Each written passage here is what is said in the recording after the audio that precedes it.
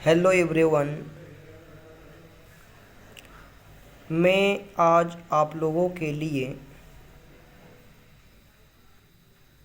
Science से related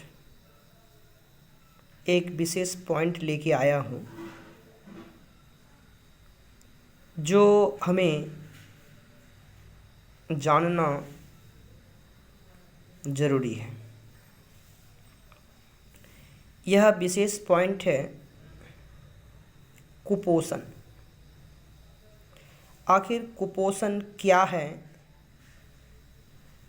तथा कुपोषण के कारण कौन कौन से हैं,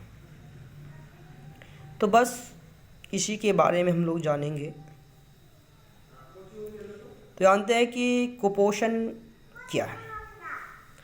तो जब हमारे भोजन में पोषक तत्वों की कमी होती है जो शरीर की वृद्धि व रक्षा में सहायक होते हैं, तो उसे कुपोषण कहते हैं।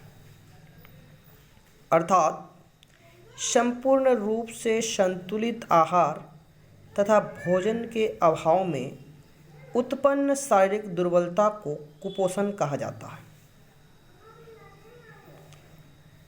जिससे कि मैं आप लोगों को ये बता चुका था कि पोषक तत्व क्या होते हैं।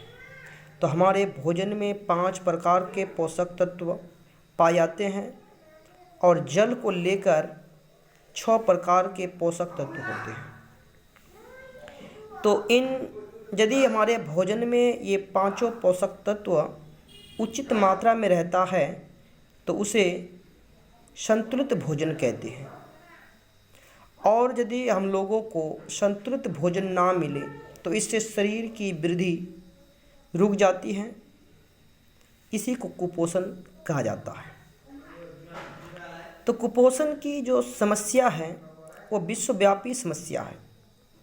और यदि हम केवल विकासशील देशों में कुपोषण की स्थिति पर नज़र डालें तो आंकड़े चौंकाने वाले सामने आते हैं। इन विकासशील देशों में 12% बच्चे अर्थात 7 करोड़ कुपोषण के शिकार हैं। भारत में लगभग 68% बच्चों का सामान्य से कम भार है, जिसका मुख्य कारण कुपोषण ही है। तो यहाँ पे मैं बता दूँ कि विकासशील देश जैसे कि भारत हमारा विकासशील देश है, अर्थात जो देश विकास की ओर बढ़ रहा है उसे विकासशील देश कहते हैं। तो ऐसे ही भारत एक विकासशील देश है जहाँ पे लगभग 68% बच्चों जो है वो कुपोषण के शिकार हैं। तो इससे आगे हम लोग जानते हैं कि कुपोषण के कारण क्या होते हैं। कुपोषण के कारण निम्नलिखित हैं, जैसे अज्ञानता, निर्धनता, धार्मिक प्रवृत्ति,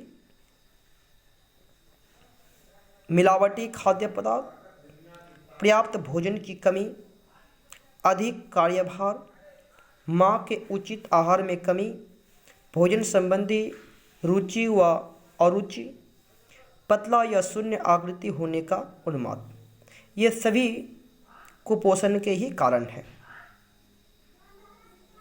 तो दोस्तों, मैं आप लोगों को बस इतनी सी तनिक जानकारी इस वीडियो के माध्यम से दिया हूँ। तो आप लोग भी कुपोषण के बारे में जानिए और कुपोषण को दूर करने के लिए